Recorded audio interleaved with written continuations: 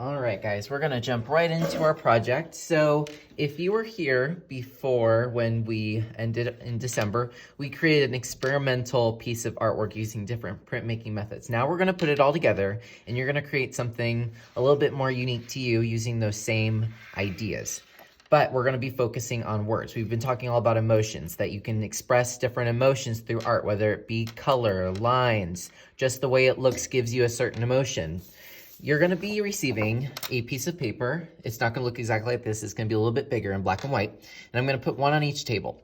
What I want you to do is I want you to just think over the last few days, today, maybe over the holiday break, maybe one of these emotions you felt. I have some different categories: sad, happy, hurt, confident, energized. Maybe there were some times where you felt really happy. Maybe you got to see some family, so joyful would be a great one. Or maybe something happened and you got hurt. Maybe you're wounded, you fell off your bicycle. Maybe you felt very confident or energized because you got some rest. So look at these big words. These are kind of big boy, big girl words that you have to use in 5th grade. But I want to give you a little heads up and let you kind of look at them. That way you'll have an idea of what emotion you want to focus on for this project. So go ahead and just take maybe a minute or two, talk to the people around you. What word do you connect with? All right. So you're going to get a piece of paper. I'm going to pass this out. Doesn't matter which side. You can do yours tall or side or horizontal. I'm going to do mine horizontal because we are going to be writing words on this. And I need you to write your name in the bottom left-hand corner. I'm going to write Mr. Boatfield because that is my name. You also need to write your class code.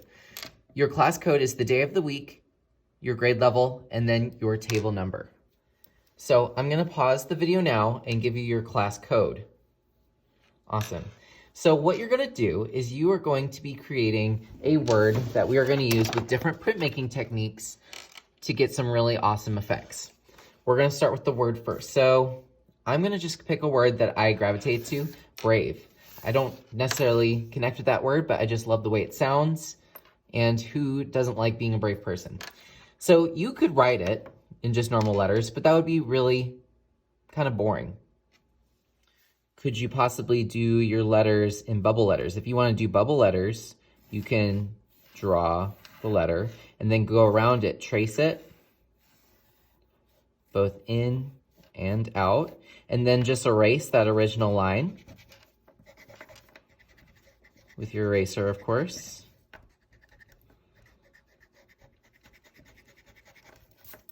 And you'll have a bubble B. Now, your challenge today is you're going to be deciding how big you want your letters. In fact, you know what? I'm going to start over on the other side because that's okay. Here's what I came up with. I kind of just went totally crazy and just started experimenting with decorating the words, making the ends of the different letters, different sizes and shapes.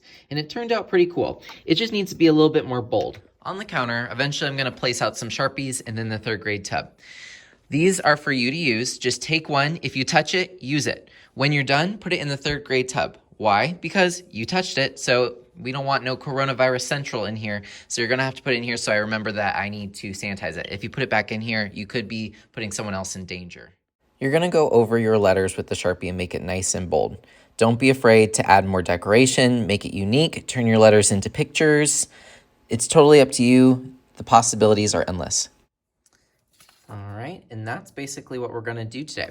When you're done today, I do want you to put this inside of your sketchbook for safekeeping. So, like for instance, I could just open up my sketchbook, pop it in like a little bookmark, and it's safe, and that way I can keep your artwork in one place and not worry about it. If you do finish early, I do want you to use this Sharpie, decorate the sides of your sketchbook. You can put in little doodles.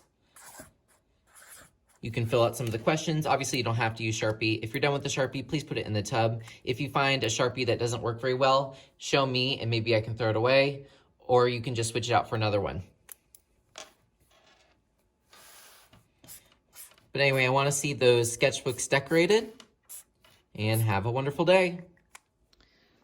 So, my virtual friends, you're going to need to put this in your portfolio. There's 2 ways that you can find your portfolio. You can swipe up on your screen, and then type in art, A-R-T. I'm going to put in 3rd so I can find it. And you should find your portfolio. It says your name, 3rd grade art portfolio. The other way that you can do it is by opening a tab, going to Google Classroom, going to our classroom, so you should know where that is. If you go to classwork, you'll see at the very bottom it says find your portfolio here, and that's where you can click on your portfolio and find it. This is where I want you to place a picture of your art. So remember, you're gonna press Insert, Image, Camera, and then take a photo of whatever you have so far. Press Insert. You can always make it bigger so that I can see. If you press Format, you can add a filter to it, because right now this one's looking a little bit dark, so I'm gonna open up that brightness a little bit, maybe even tweak the contrast a little bit to make the lines a little bit more clear. Those are things you can do to make it so that I can see your work. All right? You should have something on slide 26 this week. Have fun.